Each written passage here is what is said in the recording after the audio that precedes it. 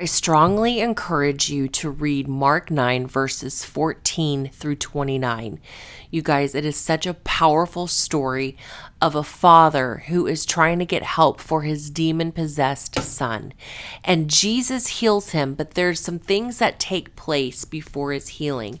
And there's a highlighting of who the father went to first before he went to Jesus. Goes to the disciples at first. They can't heal his son.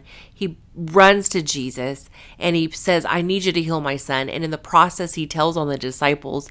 And in doing so, Jesus then rebukes his disciples for being faithless.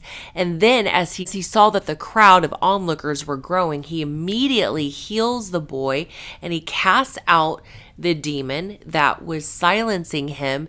And there's this display of craziness that takes place.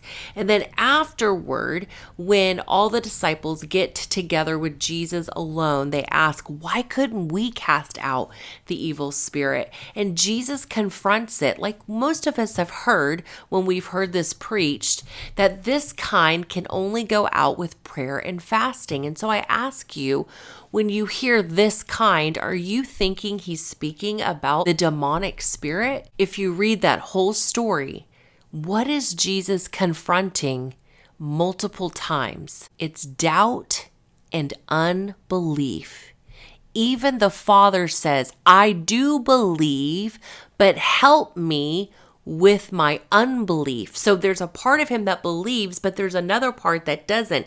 And he needs Jesus to help him with the part that he doesn't believe God for. Then there's us, where we, in certain areas of our life, we believe and we trust God. And then when we get into another area of living, we are just completely unraveled. We don't want to surrender that part of our lives to the Lord.